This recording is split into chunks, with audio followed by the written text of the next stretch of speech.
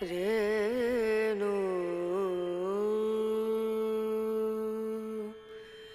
रना रना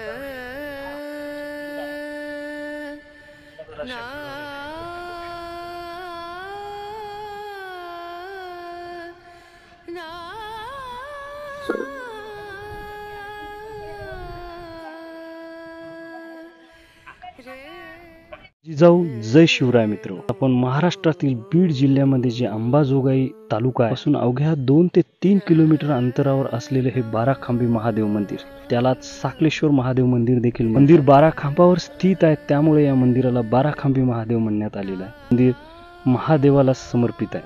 इलेक्शनच्या अगोदर आत्ता अवघ्या काही काळा अगोदरच इथे आर्किओलॉजिकल डिपार्टमेंटला खूप मोठी उपलब्धी मिळाली. अवघ्या 4 मंदिराचा खंड त्यांना मिळाला, ते आपण समोर व्हिडिओच्या माध्यमातून बघणारच आहोत. तील मंदिराचं जे सभागृह आहे हे बघू शकता. अतिशय सुंदर असं सभागृह, 12 खांबावरती हे स्थित मंदिर आणि 12ला 12 खांबावर इन्क्रेडिबल आर्किटेक्चर, माडपंथी आणि चालुक्यकालीन वास्तुशैलीचं मिश्रण आपल्याला पाहायला मिळतं. ॲक्च्युली या ठिकाणी काही शिलालेख आणि खूप साऱ्या मूर्त्या मिळाल्या. तेथील जी सुंदर मूर्त्या तेरला नेण्यात आलेल्या आहेत संग्रहालयामध्ये. इथे चांगली जी आहे सोय नव्हती, त्यामुळे इतक्या सुंदर मूर्त्या इथे ठेवल्या तर ते खराब होतील. त्यामुळे वास्तू संग्रहालयामध्ये जे तेरला आहे तिथे नेण्यात आलेल्या आहेत तेथील मूर्त्या. आणि इथे शिलालेख पण मिळालेला आहे.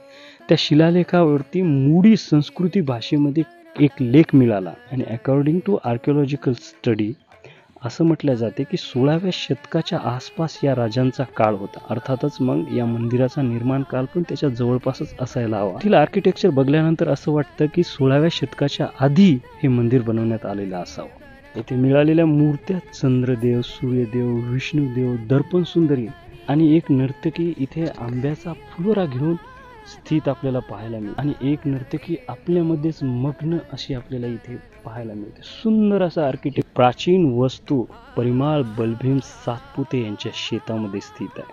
अतिशय गरीब असा शेतकरी, परंतु स्वाभिमानी. त्याने या मंदिराची आज किती निगा घेतली बघू शकता.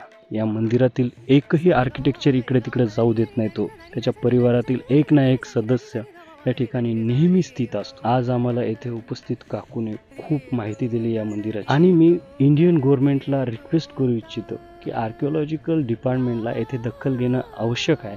या ठिकाणी काहीतरी सुविधा उपलब्ध करून देण्यात यावी.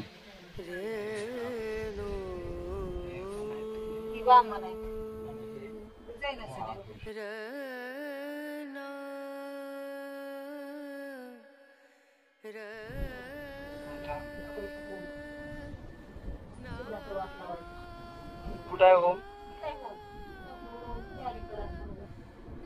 हा ठीक आहे.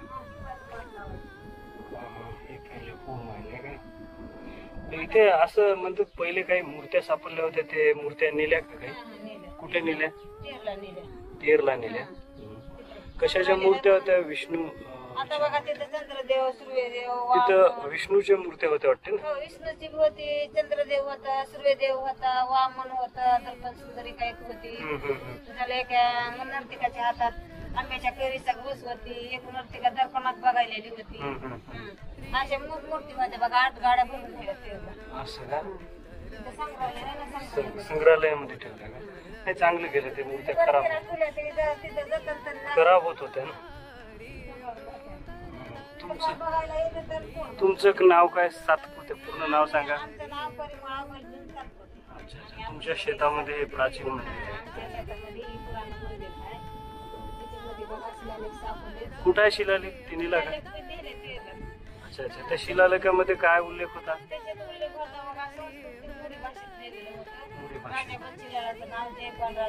जयपाल राजाचं नाव होतं. अच्छा. कोण्या शतकातलं मंदिर होतं? 16व्या शतकात. जयपाल राजानं बनवलेलं मंदिर आहे. जयपाल राजा, राजा बंसीलाल. अच्छा अच्छा. नाव होतं. अच्छा अच्छा. इथे मूर्ती बघतो. कुठं आहे मूर्ती? इकडे आहे का?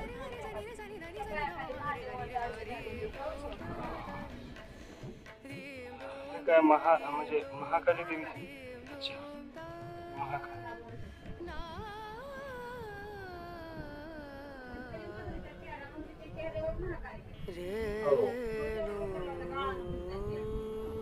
दगड कुठं आहे?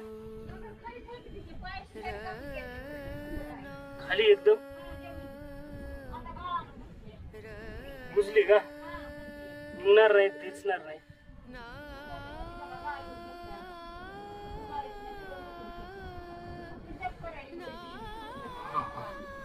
हा, वर वर हे जप करायले का?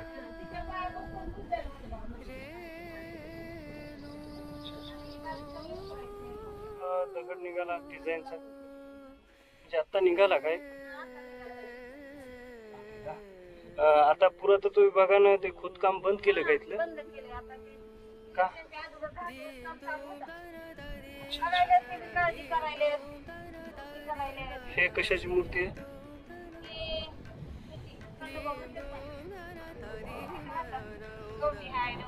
महादेवाची सोय वाटते.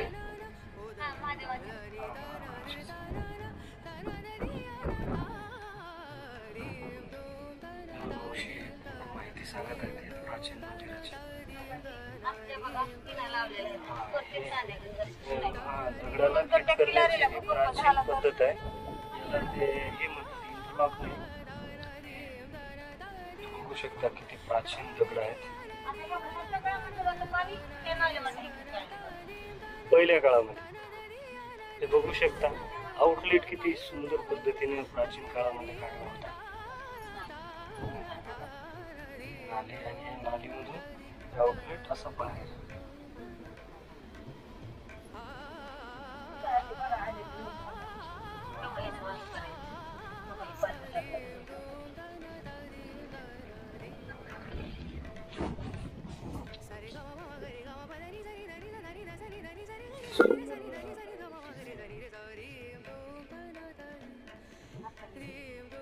आता निघालेला आहे हा दगड. आता इलेक्शनच्या आधी निघाले.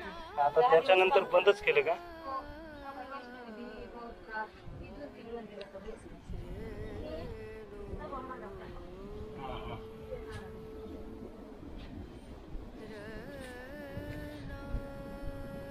ही महादेव मूर्ती आहे.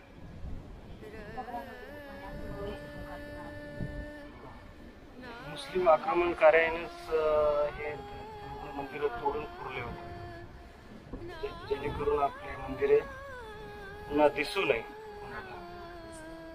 खंडित केले आहे मंदिरे.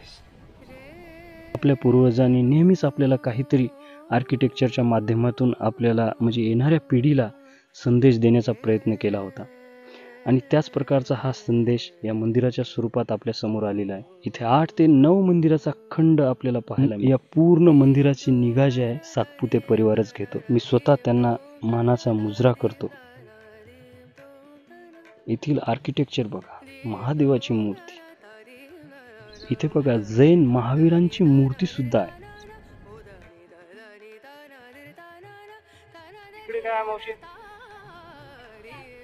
4 निघले का मंदिर? म्हणजे एकूण किती मंदिरं निघले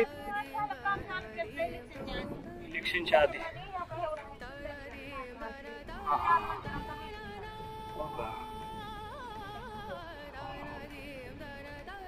आणि आता म्हणजे सर्व मिळून किती मंदिरं निघले? 9 मंदिरं निघले का आतापर्यंत?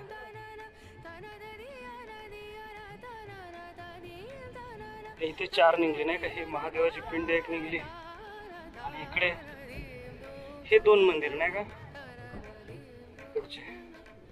हे 2 आणि हे 2. आता हल्लीच काही सापडलेले हे मंदिर आहेत. बघू शकता इथे एक महादेवाची पिंड आहे. तिला काही इलेक्शनच्या अगोदर मंदिराचे आर्किओलॉजिकल डिपार्टमेंटने इथे शोधून काढले. आता इलेक्शनच्या आधी बघू शकता शिवलिंग. आणि इथे टाळ विना वाजवताना काही मूर्त्या खूप सुंदर अशा घडवलेल्या आहेत. मूर्त्या बघू शकता तुम्ही.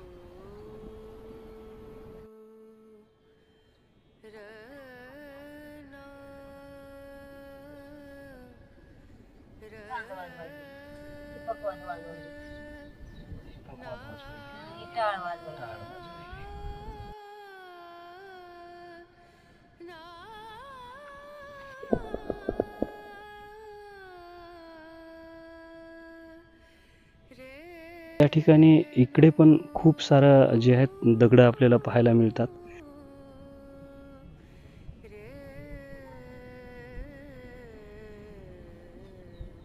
आणि मंदिराच्या या बाजूला जे आहे इथे बघू शकता, इथे एक गुंबद म्हणजे या मंदिराच्या शिखराचा टोक आपल्याला पाहायला मिळतं. तर हे आता लवकरच इथे उत्खनन होणार आहे. त्यावेळेला आपल्याला हे मंदिराचं जे शिखर आहे पूर्ण आपल्याला पाहायला मिळू शकतं. तर नक्कीच आपल्याला याबद्दल जाणून घेण्याची संधी मिळेलच. हे सभागृह 12 खांबावरती स्थित आहे. प्रत्येक खांबावरती युनिक आर्किटेक्चर. हे गर्भगृह पहा किती खोल आहे. जय भोले, हर हर महादेव. आणि या ठिकाणी इकडे पण खूप सारं जे आहेत दगड आपल्याला पाहायला मिळतात.